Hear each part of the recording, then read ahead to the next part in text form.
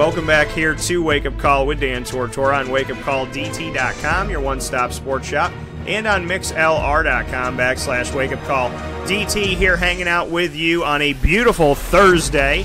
And it is our final Thursday of the divisional breakdown to give you the information that you need to know about each and every single one of the 32 NFL franchises to get you ready for fantasy football. So Mike and I have proudly given you information and advice on 28 teams, and our final four is today: the Green Bay Packers, the Detroit Lions, the Chicago Bears, and the Minnesota Vikings of the NFC North is happening right now. But before that happens, we have to give you that music that lets you know that we are inside of the fantasy football piece of the show. So let us bring you in with that right now, and we'll get started.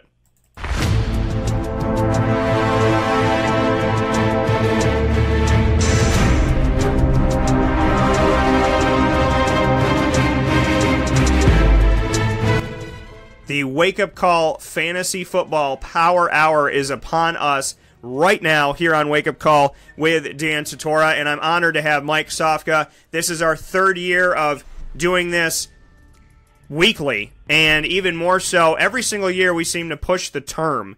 And by push the term, I mean we seem to be involved even more so. So a couple of years ago, we did the season.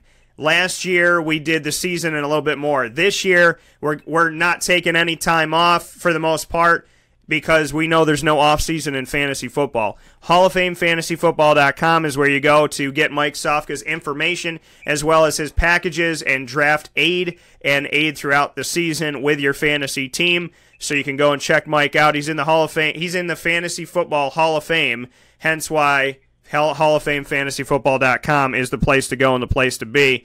And, of course, on Wake Up Call, you can go to the fantasy football page of WakeUpCallDT.com. Mike's got some rankings out. My rankings will be released shortly, and we will get you ready every single step of the way for your draft. Now, let's see what this says here. Oh, we do have a message for you, Mike, but before we do that, let's welcome Mike Sofka into the show. Mike, how you doing today? Awesome. How you doing? Doing very well. We have a message from one of our fantasy football one of our fantasy football team owners, and that is Orange Avenger. The message that they sent is, when is Mike going to come visit the Wildcat for our draft up here in Syracuse? So I'll let you answer that, Mike. Well, it sounds like a great thing. I appreciate the invitation. I don't know. I just have to check my dance card. I got a lot of drafts. I'm in a lot of leagues, and I'm helping a lot of people this year, and I'm already kind of booked up almost. But yeah, I appreciate the invitation. I'll have to try to pencil it in. I'll have to squeeze that in somehow, some way. Yeah, well, you're always welcome up here, Mr. Sofka, and I know that Mike and I will be together drafting right after the CNY Pop Festival. We'll be down in Florida making this draft happen, and I believe is it our 8th year or our 9th year? I don't know. I don't even count certain things anymore. I just assume they're going to happen all the time and keep going, you know? Look forward to the next one. I'm pretty confident this is year number 9 because I was down in Florida in 2009, so we'll call it year number 9. Sounds good. So with Mike and I, as we've been doing every single week, we've been giving you each division and breaking down each division, spending ample time on each of the 4 teams inside of all the divisions, from the AFC all the way through the East, West, North, and South, and the NFC East, West, and South. So today is the North to finish things off, and we'll get started with the Green Bay Packers, and we'll do what we always do. We'll go team by team, position by position, so that you can get your notebook out and be ready for this. So make sure that you are set and ready to go, as I know your draft is either happening very soon or coming up in the coming weeks here, so you need all this info. And by the way, you can go to the archive on WakeUpCallDT.com, click on Show Archive, go to the Fantasy Football page, and or go to the TuneIn Radio app, the Podbean app, the iTunes app, or the RSS feed, or go directly to WakeUpCallDT.podbean.com, and we're on Player FM and YouTube. So there's about 700 different ways that you can get involved with this show. No excuses on missing out on our fantasy advice. You could pick it up today. The AFC North, South, East, and West are all available, and the NFC North, South, East, and West will be available after today's broadcast. So, with that being said, Mike, we'll start with the Packers. What do you think about the QB situation and that guy coming off injury that I believe is called Aaron Rodgers? You know, Aaron Rodgers is pretty much one of the elite quarterbacks in fantasy football. And, you know, if you've played for a few years, I don't have to tell you this. You already know it. If you're fortunate enough to draft Aaron Rodgers, you're going to be in a good position. But at the same time, you don't want to overpay for a quarterback. There's a lot of first and second tier quarterbacks available. So, you know, if you get him, great. But, you know, I think he's going to have a fantastic year. I think there's some question marks early in the running game. I think there's some juggled up situations going on with the receivers, new tight end in the fold. But don't forget, Aaron Rodgers was injured last year, so his stats were abysmal. But, you know, that is what it is. And I think a guy like Aaron Rodgers is going to be driven. He was driven to try to help them make the playoffs when he was able to come back, and he just came up short. So I look for Aaron Rodgers to pull like a Tom Brady last year. Tom Brady was out for a couple games with the suspension, and he came back with a vengeance. He had something to prove, and I think Aaron Rodgers might have something to prove here. I like Aaron Rodgers a lot. I think he's a top 3 quarterback in fantasy this year. Yeah, you know, Aaron Rodgers, last year I thought that I was a genius because I had Aaron Rodgers and Drew Brees on the same fantasy team, and I was feeling pretty good about myself until Aaron Rodgers went down with an injury. So on a healthy season, you could call those the top. You could call Aaron Rodgers and Drew Brees in the top 3 fantasy quarterback studs when it comes to the numbers. There, you can argue that Aaron Rodgers can be in that top 3 and that Drew Brees is in that top 3 from season to season if they stay healthy. So if you get one of them, be happy. If you get both of them, hope that they stay healthy. Maybe I can make it happen again this year since I didn't get to enjoy it for the full stretch of the year last year. I don't have to say much about this guy. Aaron Rodgers is phenomenal. If he's out there, you got to draft him. Don't overpay for him. Don't draft him too early. But, you know, somebody takes a quarterback in the second round. I don't know why. But right around the third round is where I feel like the quarterback should start to roll off the board, and that would be a good place to take him high. I think that people can argue him to be the number one quarterback that comes off the board because to a lot of people, he is that top-notch guy. I think Drew Brees, like I said, can argue that case. A lot of people take Tom Brady because you know he's going to be passing the ball a lot. So it's whatever you fancy, but don't overpay. I agree with Mike. Don't go too high on these guys. Ty Montgomery, Jamal Williams, Devontae Mays, who was drafted in the 7th round in 2017, Joel Boagnon, free agent from the Chicago Bears. Aaron Jones is serving a 2-game suspension, so he's also on here. So we got Montgomery, Williams, and Jones are really the players in this thing. They've tried Montgomery at wide receiver, at running back, at wide receiver, at running back, at wide receiver. It just keeps going back and forth. And the funny thing is, with some fantasy leagues, people were concerned that does he count as a running back or a wide receiver because it was affecting how they could put him into their rosters if they don't have flex positions or a few flex positions. And then Jamal Williams, the true running back, and Adam Jones kind of fighting him for that job. So what do you think about the backfield in Green Bay? Yeah, I think you're going to see a little bit of Ty Montgomery and Jamal Williams as a committee situation to start the year. And after those first 2 games, I think it's going to slowly be handed over to Aaron Jones. And he's just going to, I don't think he's going to be handed anything. I should take that back. I think he's going to take it over. I like Aaron Jones. I think he's worth, you know, a pick. I think that this is a guy that I would count on as maybe my RB3 with RB2 upside. So I would, you know, cautiously draft him. But you know, if you feel lucky, if you feel like gambling, you know, with Aaron Rodgers there, they're going to complement each other. A great quarterback's always complemented by a great running attack, and vice versa. They got a decent offensive line there in Green Bay. You know, because they're going to do what they have to do to protect the franchise and Aaron Rodgers. So as a running back, you need to take heed in that. You need to benefit from that, and that's what Aaron Jones is going to do. I like Aaron Jones as an RB3 with RB2 upside. I think Jamal Williams and Ty Montgomery are worth a flyer. If something happens to Aaron Jones, it's going to be Jamal Williams, all probability. They're going to try to shift Ty Montgomery back into like a hybrid type situation where he's in the slot and he plays like the Julian Edelman role, does some jet sweeps, things of that nature. Ty Montgomery having the running back background as well as the receiver background. This bodes well for Green Bay. You know, I think a lot of people fantasy-wise may have been frustrated by it at times, but that's great for a team to have a guy that can play multiple positions. It's a wonderful problem to have, and I think Green Bay is very fortunate to have that problem. Yeah, absolutely. I mean, I do think for the first time in a long time that the Green Bay Packers have multiple pieces at running back. You know, they've had the Dorsey Levens in the past. They had Eddie Lacy when Eddie Lacy was doing some good things. So they have had some positive moments, but it's also been, you know, some trying times for them. And where they stand right now, I think, like you said, Mike, I think that they have some depth finally. They have some options at running back, and they have some help for Aaron Rodgers as he gets older in the game. And obviously you want to preserve him and have him as long as you can.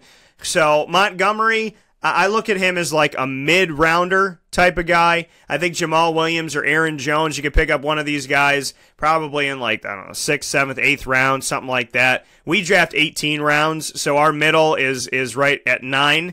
So I could see Ty Montgomery floating away there. But Jamal Williams and Aaron Jones, those are guys to look to. They've had some good games, but what I would like to see, and you think Aaron Jones is going to take over, and whatever ends up happening with this, the guy that ends up getting the rock the majority of the time, that's who you got to lean on. I would imagine that bringing in Aaron Jones and bringing in Jamal Williams, who they drafted both in 2017, Jamal in the 4th round, Aaron in the 5th round, that we're at a point right now where they would like one of these guys to step up, and they should start to lean on one of them, because Ty Montgomery is a muscular machine. Okay, he's a big guy, he's a strong guy, and he wants to play running back, but he's got the height to play wide receiver. So he automatically can be a flex guy for you in every stretch of the imagination. But with Jamal and Aaron, I still think you're kind of rolling the dice a little bit to see what happens. Know that Aaron won't be there for 2 weeks. If you want a handcuff and you got the space to do so, maybe not a bad option to do it. But there's a ton of running backs out there that are going to be starters. The only thing that makes me a little bit wary of this is that these 3 guys, they still haven't figured out who's going to be the guy. But if used properly, and we start to see somebody come out of this thing, and Ty Montgomery can be that change of pace, kind of do what you need him to do, once we see Jamal or Aaron step forward, Ty can kind of jump into that, and then we'll kind of know where we're at. And then I think the Packers might be well served to trade one of them away, speaking of Jamal or Aaron, whoever doesn't get the job. So I like that there's an upside to these guys. I'm also wary of the fact that you may not get that starter type of feel for a little while. Devontae Adams, Randall Cobb, Geronimo Allison, one of my favorite names in the league right now, Jamon Moore, Trevor Davis, Michael Clark, yada, yada, yada, yada, yada. And one of my other favorite names, Equanimous St. Brown, who came from Notre Dame, who I covered at Notre Dame, drafted in the 6th round this year. So what do you think about the receivers and the fact that Devontae Adams is finally the number 1 guy, or in my opinion should be the number 1 guy?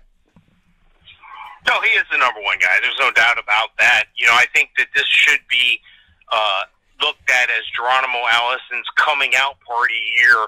I think there's going to be pressure on Devontae Adams to produce number 1 numbers. I'm not sure he's going to be able to be consistent enough to do that.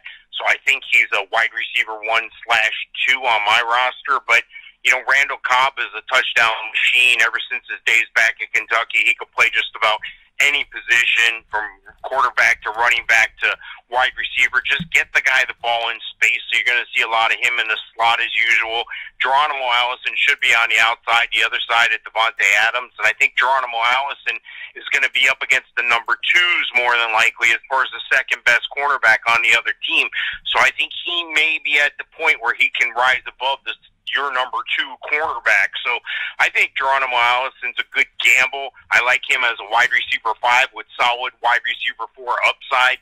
I think that Devontae Adams, again, I wouldn't pay too much for him, but again, he has some upside as well. Look, anytime you have Aaron Rodgers throwing you the ball, you're going to have some opportunities. So, you know, even if it's a guy like your boy St. Brown, Equanimous St. Brown, you know, he's a project guy, but you know, we saw Geronimo Allison come up big a couple times. You know, they're going to slowly bring these guys along. Again, generally it takes a wide receiver 3 years to really start producing, and I think that's where Davante Adams is on his learning curve. You know, they got rid of the high salary and Jordy Nelson. He had some injuries as of late, so, you know, I think that was more of a business move. I'm not sure Aaron Rodgers agreed with that, but again, it's not up for the quarterback to agree with. It's a business first. So I think Aaron Rodgers is going to be fine no matter who's on the other end of the ball. But again, to recap, Davante Adams, solid wide receiver 2, wide receiver 1 upside. Randall Cobb I like as a flex guy.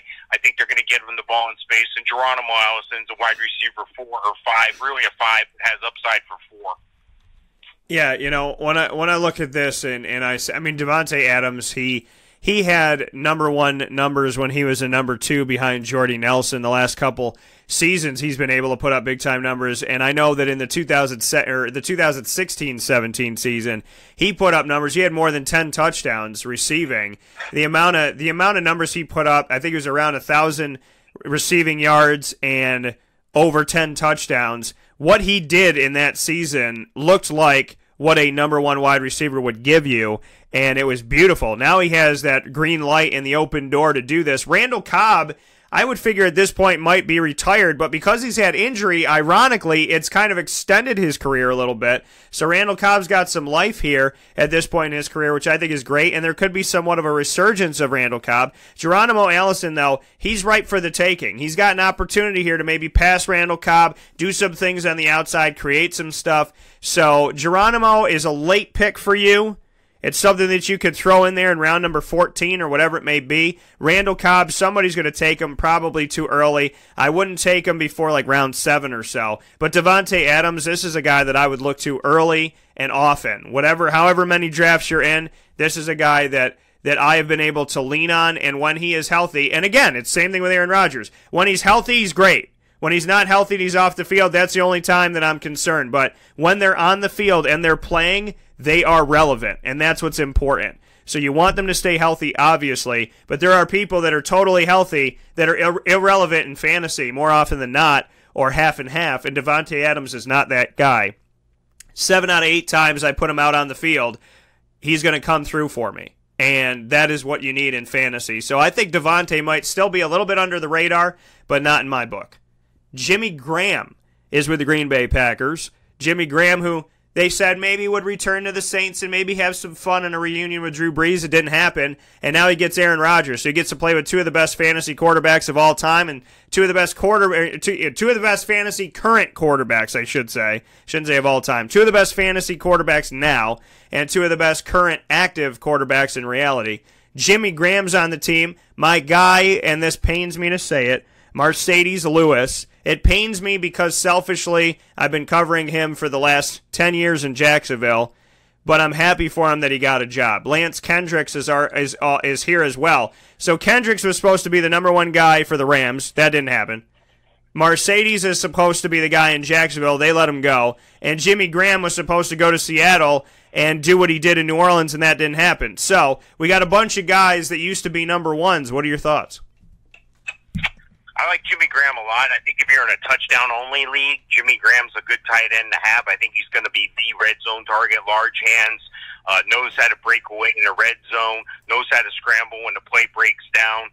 And, you know, I also like Mercedes Lewis. If you look around the league, what's been the trend the past couple of years is to have 2 guys that can play tight end, and then when you get both those guys on the field at the same time, it creates tremendous mismatches. We're going to see that throughout the league, and more so that we got these RPOs, these run-pass options, where you're going to look like a pass, but then you've been running the ball, and then the quarterback fakes the handoff. You're going to see a lot more RPO this year. You're going to see a lot more of that, and that's going to play into the hands of the teams that can run the ball effectively, because that's going to open up the passing game again. That's what the RPO does.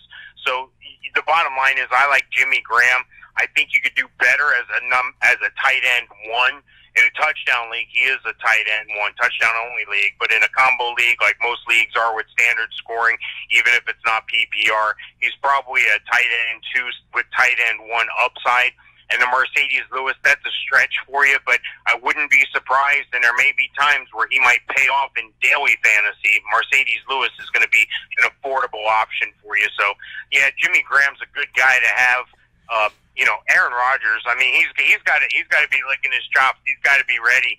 I mean, he's got three guys in Kendricks, Graham, and Lewis that can plug and play, but Graham's the guy above them all. And look out for them to continue to line Graham up in special situations.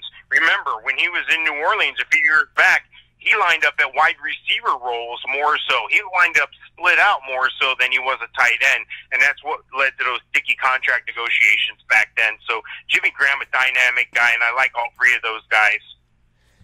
Yeah, I think for me, because they have Aaron Rodgers and they have this opportunity, I'm hoping for – I mean, Mercedes Lewis kind of had a resurgence. What he did when he was playing up against Baltimore in London – I mean, the man was a touchdown machine out there.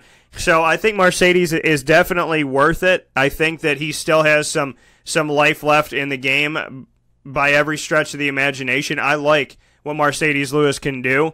I don't think that his body is gone by any. I think that this man could play a couple seasons. And he was on a 3-year contract with the Jaguars that I thought was his farewell contract. I thought it was the, hey, here's a 3-year contract, we love you, and when all's said and done, you're going to retire a Jaguar. And he might end up doing that with a 1-day contract anyways at the end of all things, but I thought he was going to stay in Jacksonville. So I was very surprised by this. I think that Green Bay gets a serviceable backup. I think that Lance Kendricks could do some things, depending on how Aaron's going to utilize it. I think Aaron's got a lot of weapons. We talk about him losing this and losing that and losing this and losing that, no more Jordy and yada, yada, yada. But he's got a running back core that one of those three guys should be able to come out of it doing some good things. He's got Devontae Adams on one side. He's got Geronimo Allison, who's young, who could be somebody. He's got Randall Cobb's resurgence, and he's got 3 tight ends that used to be number ones. He's got a ton of weapons, maybe more weapons than he's ever had, if they all do what they're supposed to do. And, Jimmy Graham, so I think Jimmy's worth the pickup, but in all honesty, if you're drafting and you don't get Jimmy Graham or you don't get Mercedes, you could get Kendricks. Or if you get Mercedes, you don't get the other guys. I think that when it comes down to it, you could argue putting any one of those guys on your team, and it's slim pickings for tight ends sometimes, and there's teams that won't put one tight end out there that I think is fantasy draftable. They won't put one guy in the front that I feel good about, and in the case of Green Bay, they have 2, maybe 3. Moving on to the Minnesota Vikings, Skol Vikings, as people like to say. Kirk Cousins is the starting quarterback on a team that almost got to play a Super Bowl at home, but that was with Case Keenum. Now they have Kirk Cousins. The irony is, Case Keenum goes to Denver. Trevor Siemian comes from Denver to join Kirk Cousins on the Minnesota Vikings. Thoughts on the quarterback? I think Kirk Cousins did a pretty good job. I've liked Kirk Cousins since he came out. I thought it was very savvy what Washington did when they took RG3, and then in the 4th round they came back and took Cousins because there was a value there. There was value for him there. It looked like it was top-heavy quarterback, but I remember Kirk Cousins at Michigan State, and he was a good player. He still is a good player. He can distribute the ball, and he's got some good weapons around him. He's going to have Dalvin Cook back.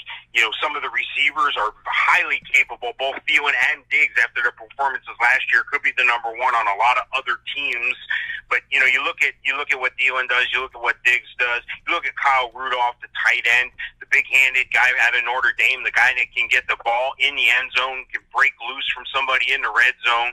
I like what Kirk Cousins has, and he has Trevor Siemian backing him up. And, people say, oh, big deal, Trevor Siemian, he's nothing. No, he is something. This is a guy of 7th round. He's from Orlando over here. I got personal stories about this guy out of Olympia High School that will blow your mind in a good way, but maybe that's for another date. But the bottom line is still the bottom line. He's a serviceable quarterback, so he's a serviceable backup. So if something happens to Kirk Cousins, kind of like what Minnesota experienced with Teddy Bridgewater, I think they got a justifiable, solid number 2 quarterback, and that's always the most popular guy on the team, and that's your insurance card. But Kirk Cousins is going to do the right thing. He's got players around him, so I think he's going to continue to thrive in this system in Minnesota. Yeah, it's funny about Minnesota because Minnesota had Teddy Bridgewater as a starter, then Sam Bradford as a starter, and their 3rd stringer was Case Keenum, who led them all the way to a beautiful ending of the game with Stephon Diggs that got them with a chance to get into the Super Bowl, and ultimately they didn't get there. They got beat by Philadelphia, who ended up winning the whole thing, but they were in the Final Four with Case Keenum. So don't underestimate the backup or the backup to the backup, who's Kyle Sloter this time around, free agent from Denver as well. Look at that. So 2 Denver guys coming to Minnesota to join Kirk Cousins, and Kirk Cousins finally has a contract, and he's finally not a franchise tag because Washington couldn't figure out that he was the best quarterback they've had in a long time, and I feel like Washington can't figure out a lot of things because they do have talent. It's just getting that talent to come together to win some games and have that central message. Well, Kirk Cousins has a chance to show what he can do. He's got a contract, he's got some stability in his job, and he's on a team that's got a good defense and good weapons. So there's a lot of expectation because Case Keenum brought him all the way there. And the expectation is that Kirk Cousins, if they don't have Case now, is going to bring them all the way to where Case did and then go over the hump. So he's stepping into a big situation when it comes to what the Vikings fans are expecting of him. If he's a step up from Case, they're thinking Super Bowl. He's got to carry it through. I like Kirk Cousins. He could be a starter on your team. He's definitely worth being a backup on my team, in my opinion. Delvin Cook, Latavius Murray, and Mac Brown. Mac Brown coming from Washington where they barely used him. He's a Florida Gator. Latavius Murray, he's a Central New Yorker who played in Central Florida, ironically. So I'm born and raised in Central New York. Mike Sofka, Central Florida. So Latavius Murray is kind of like if you put Mike and I together, the Onondaga County guy who went down to Orlando. It fits that's Latavius Murray should be somebody that Mike and I fight over in the draft. And then Delvin Cook coming from Florida State. So your thoughts on the all-Florida backfield of the Minnesota Vikings? You know, this is what I like about living in the Sunshine State. You know, and you could say the same thing if you lived in California or Texas or Pennsylvania even. These are the big football powerhouse states in the country as far as high school ball and even as far as college ball because of the high school ball. You know, there's guys that are playing high school ball that could be starting in other areas of the country for their local colleges. That's how good the high school ball is here. And you know, I can't say enough about having the opportunity to see these guys before anyone else, whether it be high school, whether it be college. Latavius Murray lit it up at UCF, and, you know, I knew he was going to come out to be the guy in Oakland. He did for a little bit, but then they came out of favor with each other, and that's okay. It's a business, and he moved on. And then it looked like he was going to be the guy, and Dalvin Cook fell into their hands in the draft, and how can you argue the talent this guy has? He can catch the ball. He can run the ball. He's explosive. He can run the ball between the tackles. He's even better when he gets the ball in space. Florida State is no joke when you're a guy like that coming out of Florida State. So I think that this is a tremendous opportunity, especially with the down year that Dalvin Cook had last year due to the injury early on. I believe it was week 3. This is a guy who some people took chances on last year, and they're going to have some bitter taste. And it's not because anything Dalvin Cook did. He got injured. It happens.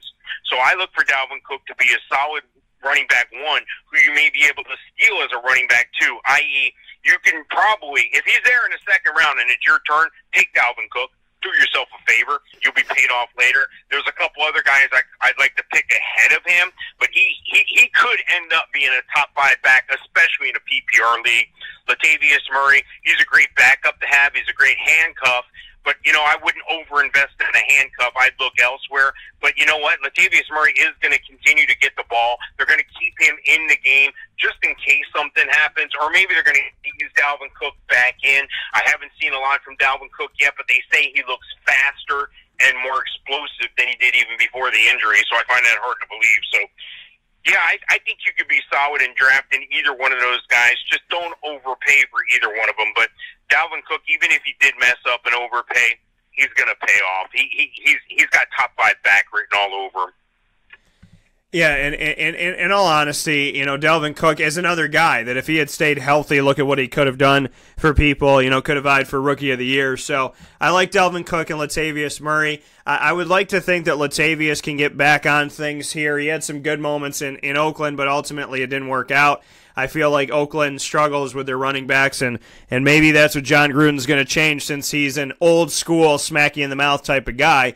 But Dalvin Cook, when it comes to Minnesota and Latavius Murray, I like what's going on here. I like the opportunity that we have here with these two guys. I definitely am drafting Dalvin Cook if I get the opportunity. It's going to be early on. Within the first 3 rounds, he's going. Latavius Murray might squeak out of the bottom of the 3rd or top of the 4th round, depending on how many teams you have in your league. But both of these guys, I think, are draftable.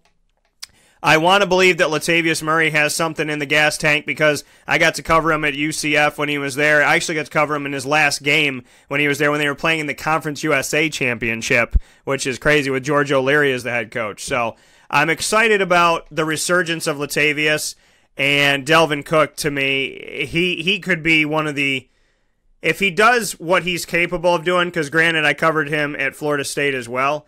So if he becomes what I believe he can become, he could be one of the elite running backs in the NFL if he stays healthy and takes care of business. So I'm excited. Again, it's a different quarterback. It's Kirk Cousins. How often is he going to hand off the ball? What's he going to do? This, that, and the other. But you would think that what Dalvin Cook started to do last season has made fans very excited and made the coaching staff very excited to get that weapon back. So I like Dalvin in this thing, and I like Latavius as well. Adam Thielen, Stephon Diggs, Kendall Wright, and Laquan Treadwell. What do you think about the receivers? I know you brought up Thielen and Diggs. I think that's easy. Is there more value outside of that with Kendall Wright or Laquan Treadwell? I don't think so. I think Thielen and Diggs are a 1 and a 1A on that team. I don't think one considers themselves above the other. But if you had to rank one above the other, I would guess you would go with Thielen. But some people say Diggs. They did just give Diggs some more money here, and they locked him up. Thielen came out of nowhere for a lot of people. Luckily, he was on my radar, and one of the reasons why was, at the time he was scheduled to return kicks as well. So, I play in leagues that reward you for return points, and that was something I really looked at, and he ended up being a top 10 wide receiver. So either one of those guys, you can't go wrong if they're a wide receiver 1 for you, but I would feel really comfortable if they were my wide receiver 2s. Those are some solid guys right there. Laquan Treadwell, I think if he was going to do something, it would have shown up by now. I got to see something in the preseason. A guy I want you to keep your eye on, and a guy that I think might make the team, long shot, undrafted guy from the area there, Jake Weineke. And I'm not even sure if I'm saying his name right. It's Wieneke. But the more I look at tape of this guy, the more I look at stats on this guy, and the more I look at what he's physically capable of doing, this guy could be a freak of nature in the red zone as a receiver. So watch out for his career. If you're in a dynasty league, that might be a guy to take a chance on. But again, it's Thielen and Diggs and Thielen, however you want to cut it up, 1 and 1A. Those are the two guys. Those are the guys you want. Yeah, Thielen and Diggs, I'm not going to spend a ton of time on this because it is the truth. Thielen and Diggs, either one of them is good stuff. Thielen steps up and has done some pretty amazing things. Diggs stepped up and did some things toward later on in the season and whatnot that make you happy as well. I like them both. I'm not looking at Kendall Wright and Laquan Treadwell. Laquan was a first-round pick in 2016 out of Ole Miss, so he's got to figure it out because right now he's 3rd or 4th on the depth chart, and they're going to need some help from him, and he's a first-round pick, so you want that to – every pick should mean something, but a first-rounder, that's a lot of money, and that's a high pick to spend on somebody who doesn't pan out. So you are rolling the dice a little bit, but at the same time, you got to hope that he's going to come through with something. But Diggs and Thielen – these are the guys. They're going to get drafted. They're going to get picked up. It's just whether or not you're going to get to them. So, plain and simple, they're weapons. They're good. You got good running backs in the backfield. You got Kirk Cousins, and the expectation's high. So, you hope that things are going to work out. But every quarterback has their guy. Remember that. I tell you all the time. I hope you're listening. Every quarterback has their guy. So, I want to see how Cousins works with Thielen and Diggs, and if he can give to both or if he leans on one of them more than the other. Kyle Rudolph this has been their tight end for forever and a day, it feels like, back in 2011 out of Notre Dame. I like him. I think he's draftable. I'll make it quick here, Mike, because for me it's easy. What do you think about Kyle? I think he's top 7 tight end. I think he's got tremendous red zone So if you're in a touchdown-only league, that's the guy you want. But he can put up some yards as well, large hands. Look for him for those, corner post routes. Look for him to scramble, when something breaks down in the red zone. He'll be one of the big targets out of the end zone. And I think that Kirk Cousins would be wise to make sure he's hooked up. And, I don't have to tell him that he's a professional quarterback. I'm, getting paid all that money. He has a pretty good completion percentage rate. He has a pretty good way of advancing the ball, keeping things moving, and that's what you want your quarterback to do. So they're going to be in tune with your tight end. So he's definitely a tight end one. He's not an elite tight end one, but he's not too far. He's a very good one, top 7 tight end. Yeah, like I said, I'm going to make it easy. Kyle Rudolph, draftable guy. I don't think he's the top tight end in the country, but I definitely think that he's worth putting on there. And if you miss out on somebody that maybe you want a little bit more and you end up with Kyle Rudolph, that's not a bad situation to be in. We'll take a step aside for a fast break. We'll come back to wrap up the NFC North. We have the Lions and the Bears. Oh, my. Coming up next. This is a wake-up call fast break. The Wildcat Sports Pub in Camillus, New York is located on 3680 Milton Avenue in the Home Depot Plaza. It is your family-friendly sports bar and restaurant. Folks, some sports bars aren't family-friendly. Some family-friendly restaurants are not sports bars. The Wildcat Sports Pub in Camillus, New York is proud to be both. It is that marriage that you've been looking for years. The Wildcat Sports Pub is your home base for your sports bar and restaurant needs, games for the kids, indoor and outdoor activities, and enough things on the menu to come back every single week and get to try something new. They're open Sundays from noon to 8 p.m., Monday through Wednesday, 11 a.m. to 11 p.m., and Thursday through Saturday from 11 a.m. to midnight. For reservations and party information, call 315-487-2222 for the Wildcat family-friendly sports pub and restaurant.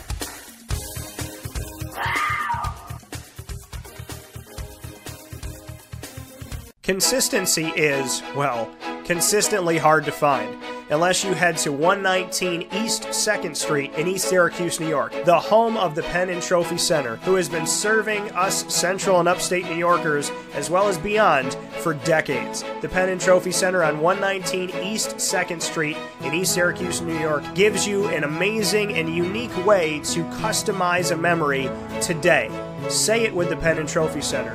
Be it an Employee of the Month award, a sports award, something for your business, engraving for your family, your loved ones, anniversaries, birthday parties, and so much more, including remembering somebody who served in the military. Say it with the Pen and Trophy Center.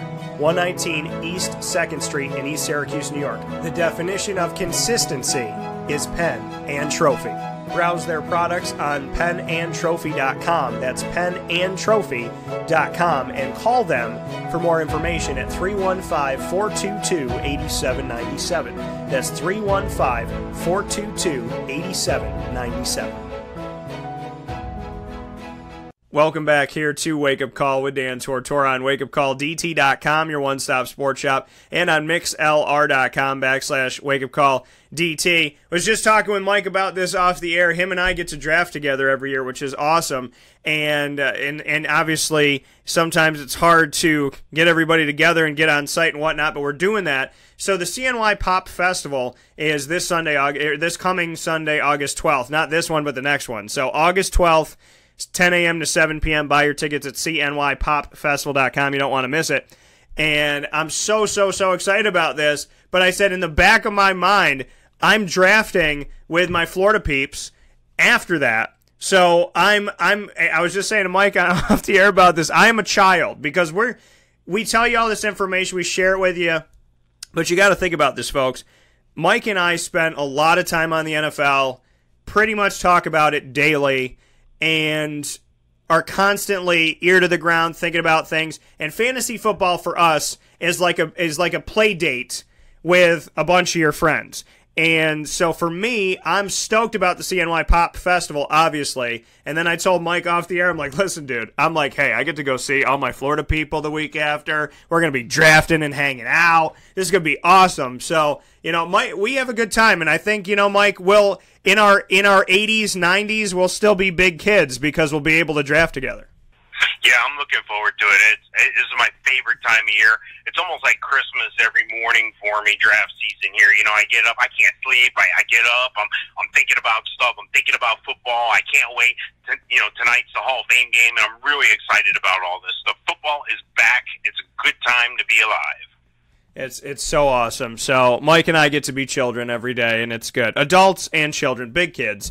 So we're here talking about the NFC North. And we've already covered the Vikings as well as the Green Bay Packers. So now we're moving on to the Bears. And we're starting off here with Mitchell Trubisky, who I covered at North Carolina. Mitch Trubisky, drafted in the first round, 2nd overall. They traded up one spot to get him out of North Kakalaki.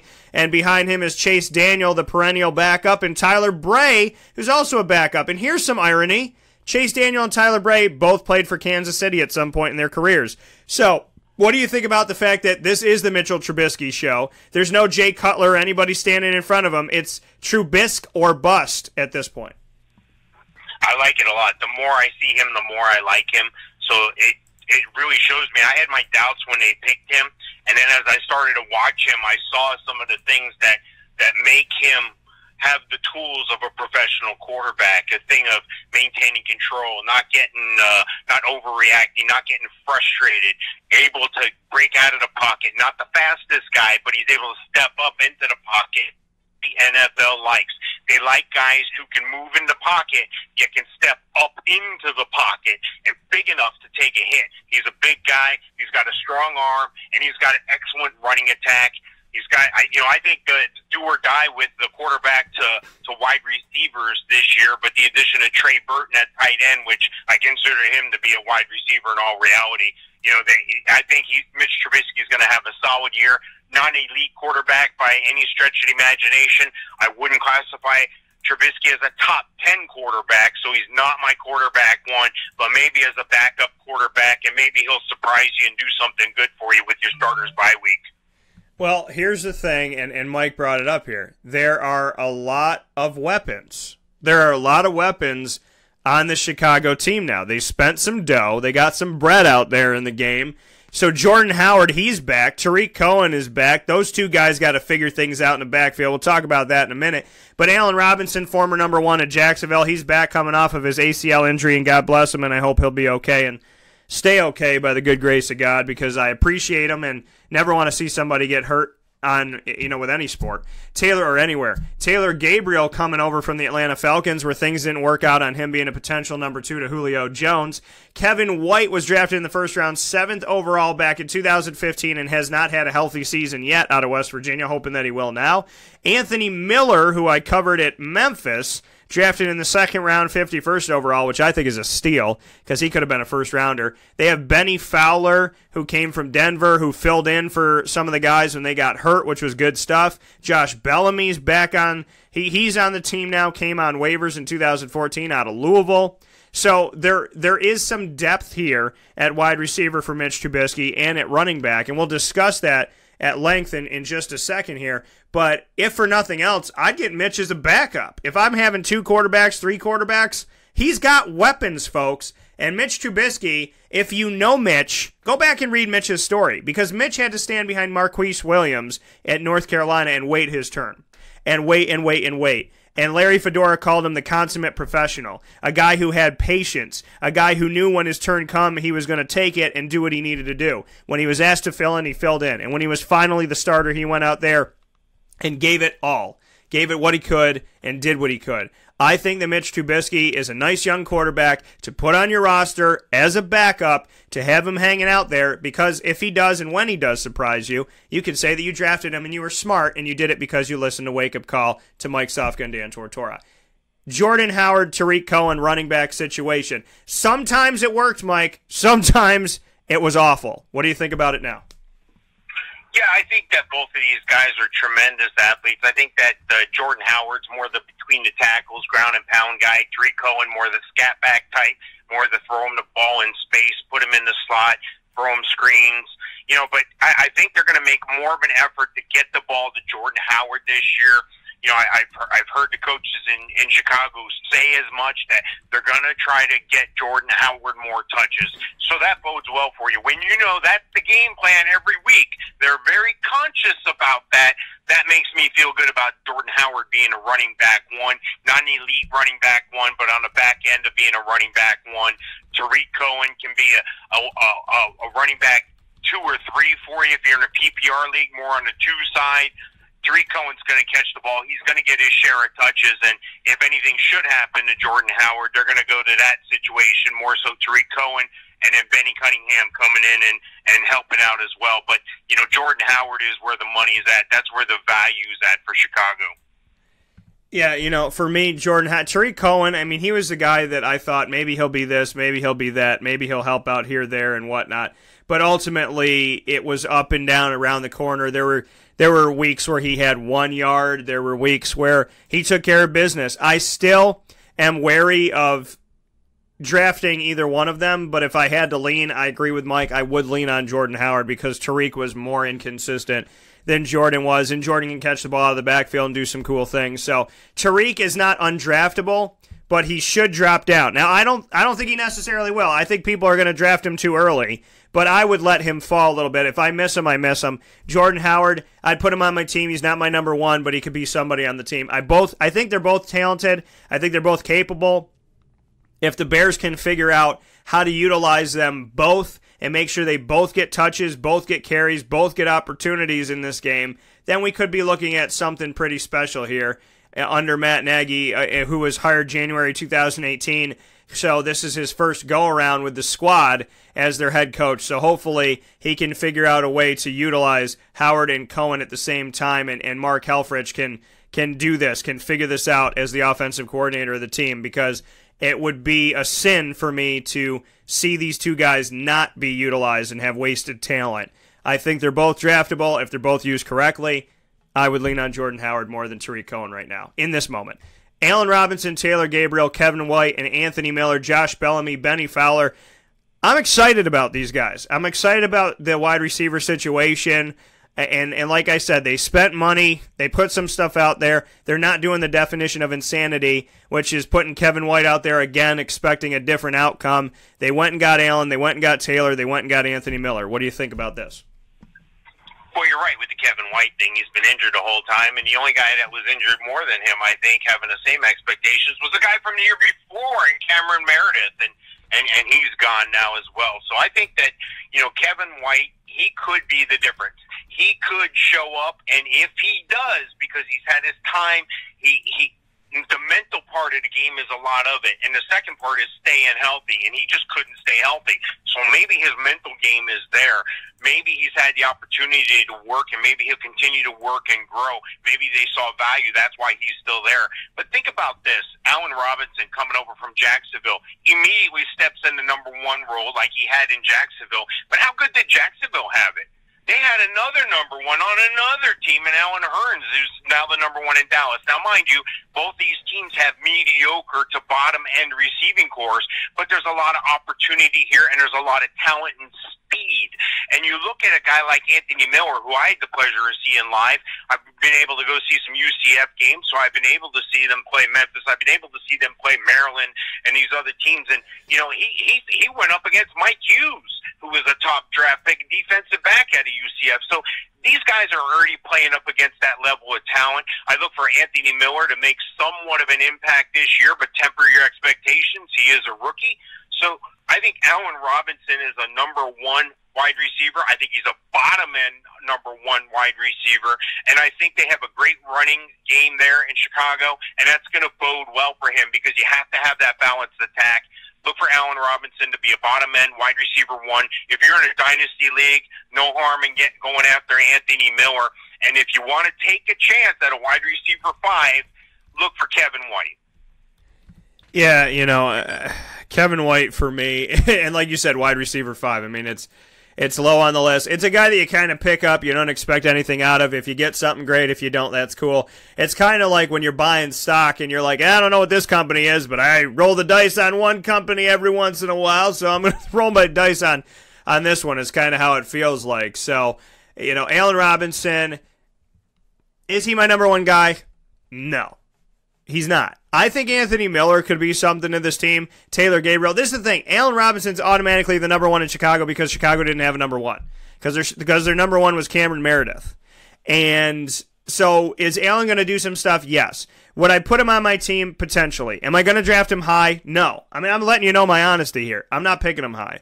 Taylor Gabriel, I might take a look at. None of these guys, like, I think for Chicago, this is the best depth they've had in maybe a decade. But if it all does what it's supposed to do. But at the same time, do I feel that, yes, this guy's going to be every single week for you? No, I mean, Allen Robinson's coming off of a torn ACL. If he wasn't coming off of a torn ACL and he was here in Chicago, I'd be like, dude, draft him. Draft him early. Get him in there first few rounds. Get him, 4 through 6. You could probably get away with getting him there. So it's just coming off of injury and how he's going to react because everybody reacts different.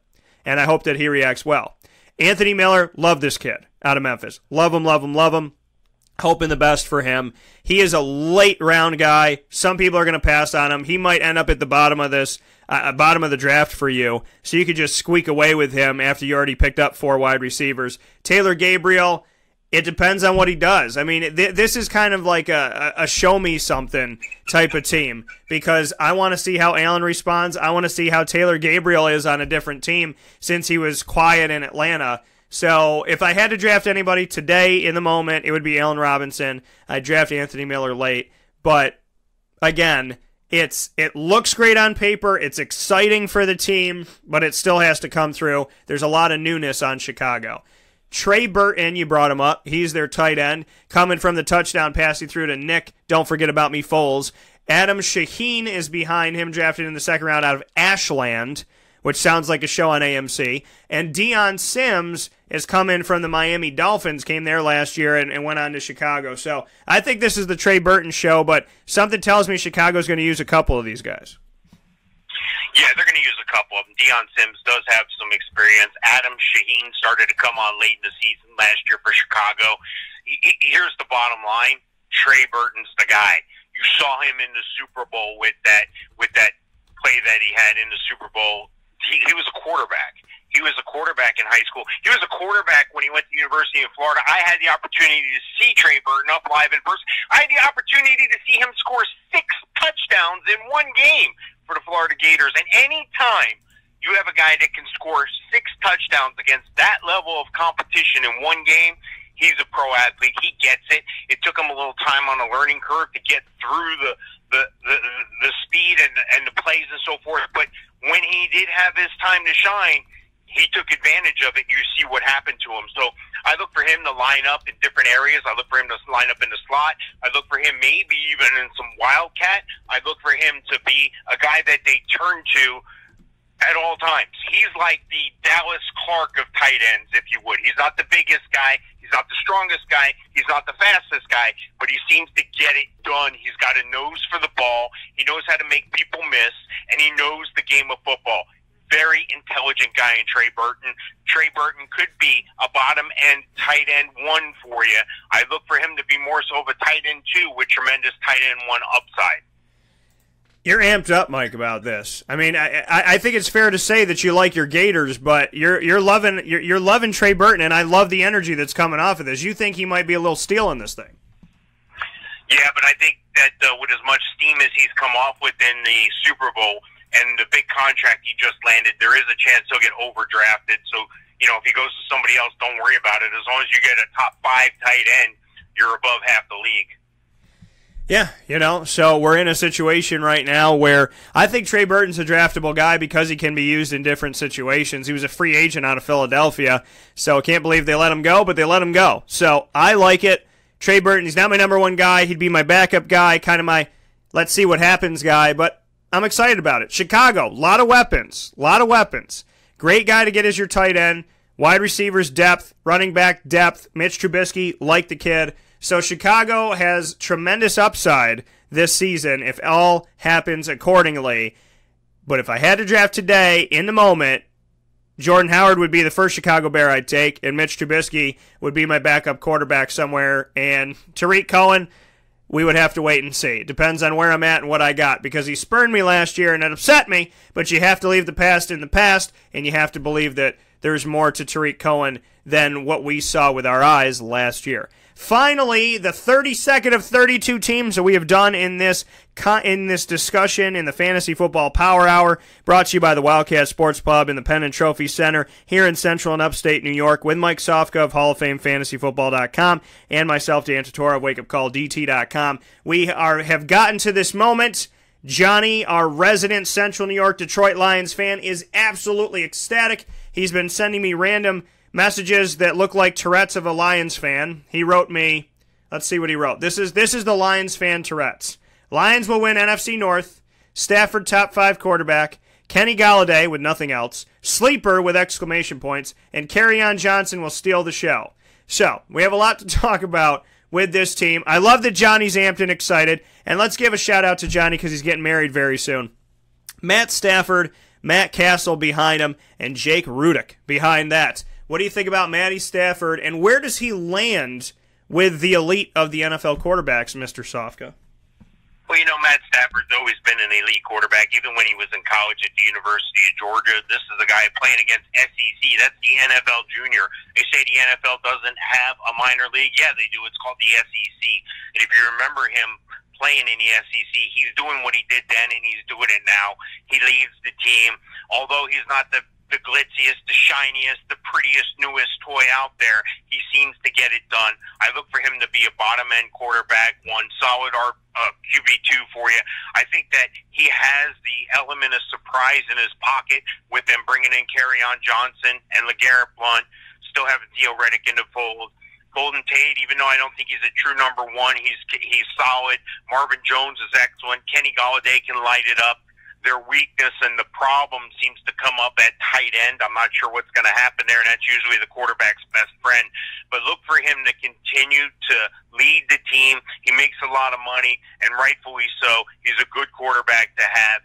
You're not going to have a losing team necessarily if you have Matt Stafford, but he's not an elite quarterback by any means. Again, bottom-end quarterback 1, top-end quarterback 2.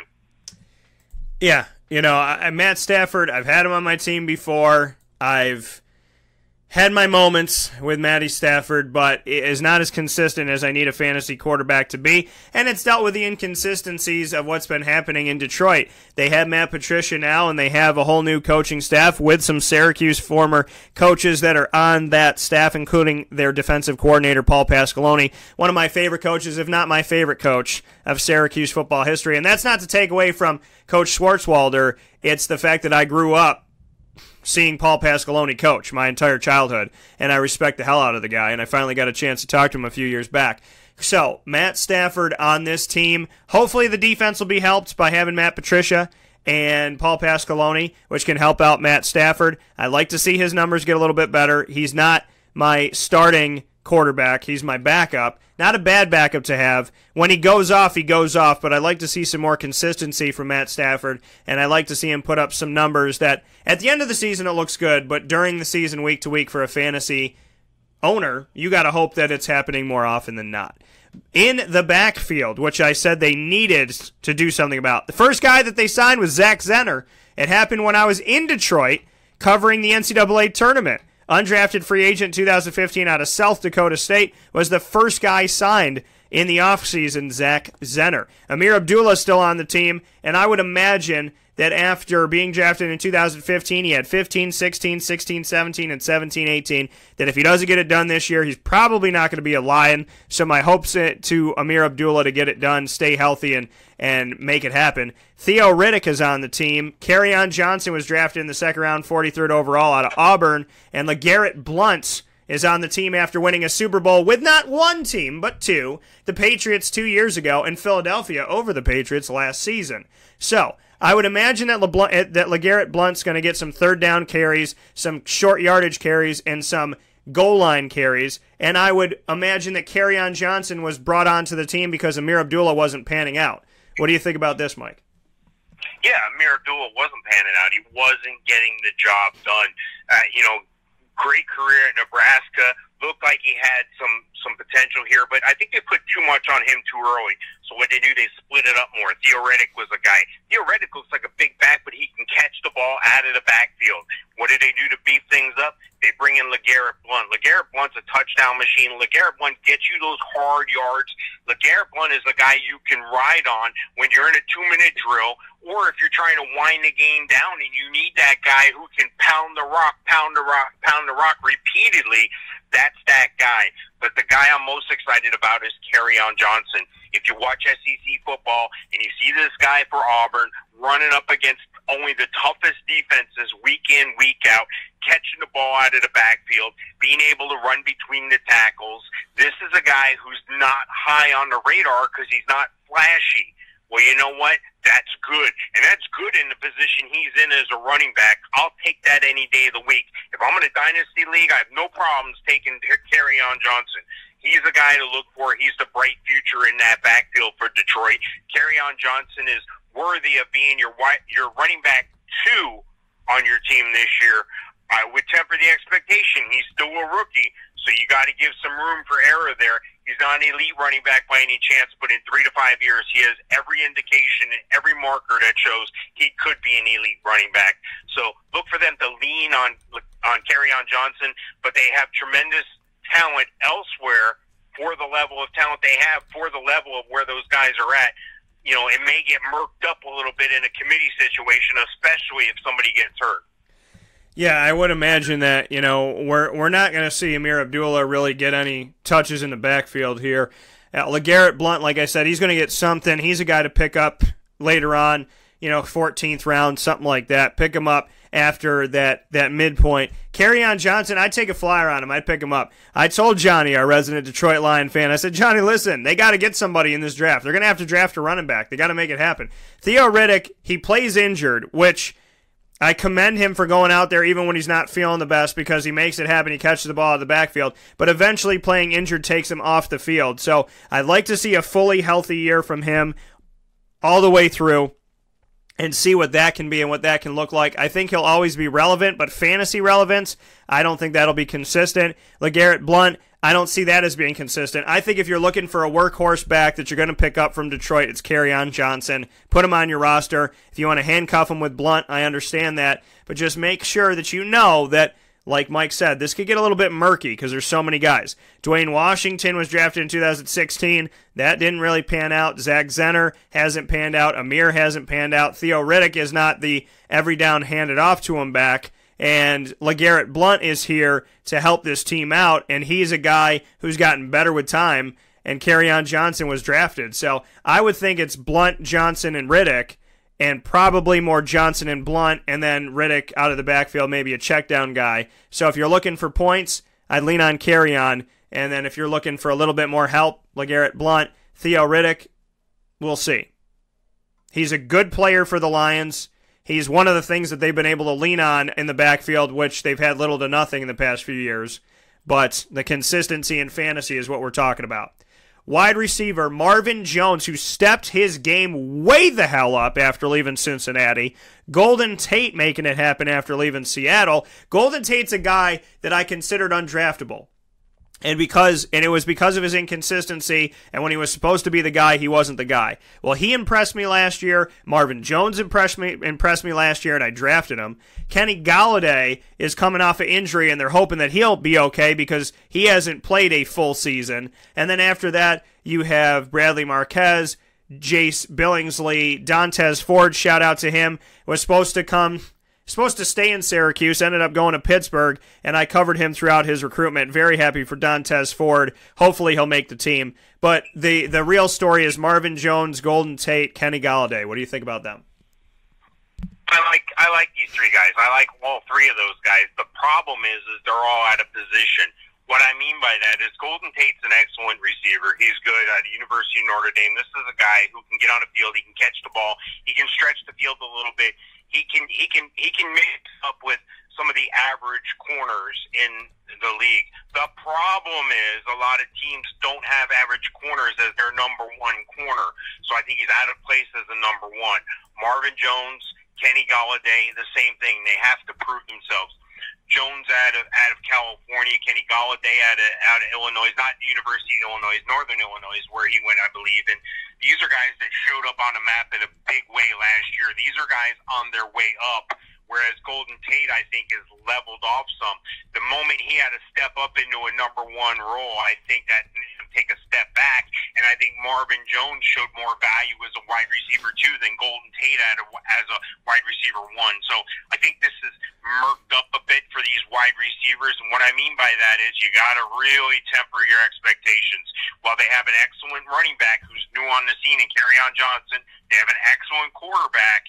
There's still some questions as far as how they're going to perform. So I think Golden Tate could be a wide receiver 2 for you, almost a wide receiver 3, so a bottom-end wide receiver 2. Marvin Jones, I think, is a mid-range wide receiver 2 because I think the level of cornerback and protection he's going to face is lesser than what Golden Tate is going to face. So he ironically may have a better year as the number 2. And Kenny Golladay, if he can do some of what he did last year, continue to build on that, being able to get open in the red zone, being able to be the big play guy when he needed a big play desperately, he's going to continue to grow and flourish as a wide receiver in the NFL. I think him and Matt Stafford seem to have a connection. And like you had pointed out before, Dan, sometimes each quarterback has their guy. He might be Matt Stafford's guy. Yeah, it's going to be awesome. I mean, for me, I think that there's awesome in the sense of there's life. There's life for Detroit fans. There's life for people like Johnny here with this Detroit Lions team. You got new blood in the front office. You got new blood with, relative new blood in the front office, new blood on the sideline, and you have the hopes that some of these young guys are going to make it happen. I like the thought of Kerryon Johnson and Kenny Golladay, being the young cats that help go into a new era of the Detroit Lions who, I feel are trying to move forward after reeling of the fact that Calvin Johnson retired so prematurely. So I like Marvin Jones. He is definitely a draftable guy. He could be a number 1 or a 2 on your team. He helped my butt out many times. He was supposed to be the number 2 to A.J. Green in Cincinnati. Never worked, and he has definitely done some good things here. Golden Tate, he has impressed me. I don't think he's undraftable anymore, but I think that he's later. And Kenny Golladay, this is somebody drafted in the 3rd round, 2017, Northern Illinois. This is a guy that if you draft him and you put him on your team and you see him healthy go through these first few weeks and what he can do and what he can bring forward, this may be one of those steal moments. Now, I thought that there was life with him last year, but he didn't stay healthy. So if he can stay healthy and do some good things, I'm excited about that. And I think there's something to be said about Kenny Golladay. So I think that all 3 of these guys are draftable. Marvin Jones would be my first, Golladay would be my next, and then Tate. Luke William, free agent from Seattle out of Rice. Michael Roberts, who they drafted in the 4th round last year out of Toledo. Levine Tololo, free agent out of Atlanta, and Hakeem Valls from Arizona out of Monmouth. What do you think about the tight end position? They finally let go of Eric Ebron, who literally never made you happy if you were a fantasy owner. Very, very, very rarely. Yeah, this is a weird situation, and what I mean by that is Eric Ebron seems to be the guy that shows up. And when he shows up, he's in the right place at the right time. And that's happened to him in Indianapolis, and God bless him. But you're right, it didn't happen for him in Detroit. He couldn't stay not injured. He wasn't getting it done when he did have the opportunity. He's a tremendous athlete, though. But you look on to Luke Wilson, and most people are like, who? Is that Owen Wilson's brother? Who is this guy? And then you look at Michael Roberts. This is a guy out of Toledo who's got some speed. This is a guy who could end up being the tight end. Again, lining up more so in the heavy pass situation, the 5 receivers, lining up in the slot, lining up in the bunch formations. He could surprise some people in the red zone as well. So look for a Michael Roberts in the future. I'm not saying draft this guy. I'm not saying draft Luke Wilson. And not saying draft Toilolo. I mean, Toilolo sounds like a bad rapper or something. Toilolo. What kind of name? I'm not going to pick on the guy anymore. Look, these guys have had their opportunities elsewhere. They haven't gotten it done yet. And let's look for Michael Roberts to be the future. But right now, there isn't a draftable tight end on the roster. I love it. I love it, Mike. You gave me little tears in my eyes. Little tears here with the Toy Lolo. It's like, hey, I could say, and you said like a bad rapper, how Toy Lolo can you go? Are you Toy Low? No, I'm Toy Low. So I like it. You're giving me that feel. It's good stuff. Johnny said drafting everyone. Well, that's good, Johnny, because guess what? Let me look up something here right now. Let me bring up, because I like to tell this to people, because we have somebody who drafts only Philadelphia Eagles for the most part. And so, Johnny, here we go. I'm going to let you know something really cool here. So let me get to the Lions regular season schedule so that I can tell you what I tell everyone who drafts only the players that are on the team that they love. I cannot wait to play you in Week 6. I hope that when the schedule is randomly put together, we play each other in Week 6 because that's the bye week for the Detroit Lions. So that'll be fun for me or for whoever plays up against you. But yeah, Luke Wilson, we'll see. Michael Roberts, could be somebody. These guys, these are your backups. This is your late. Maybe I draft him and see what happens type of thing. So defensive quarterback, a defensive coach sometimes can look to that tight end and have some respect to that. Johnny says he'll beat me again because Devontae Freeman got me by like 2 points at the end of the game. So we'll see what happens here. But I would go late if you're drafting a tight end from Detroit. But I like the receivers, the running back situation, if they could figure it out, and if it's Johnson and Blunt, I'm good with it, or Riddick's in there somewhere. And then Matty Stafford, not my starter, not a bad backup, but I like to see more consistency with him in fantasy football. With that being said, this is our final divisional breakdown that we've done. So you can get all of these on wakeupcalldt.com by clicking on the iTunes podcast, the Podbean podcast, TuneIn Radio, the RSS feed. You can go directly to wakeupcalldt.podbean.com. You can go to the fantasy football page on wakeupcalldt.com. And, of course, Mike has links as well with Hall of Fame fantasyfootball.com. And you can check Mike out there and all the work that he does. So, with all of that being said, we've set you up 32 teams, division by division. Every single team is talked about. You have no excuse to be prepared for your upcoming draft. And if you want into the Wake Up Call Fantasy Football Challenge, we're full in Florida, and we're full in 3 out of 4 leagues here in Syracuse. We have just a few spots left. If you would like to join us, send an email to fantasyfootballdt for Dan Tortora at gmail.com. Mr. Sofka, as always, it's awesome. Great work. And thank you for all that you do. We've gotten through the 32 teams. We've achieved it. We're 32 for 32. And as we move forward now, it's all about preparation for the draft, my brother. I appreciate you being here. Thanks, Dan, and I'll see you next time. All right, take care.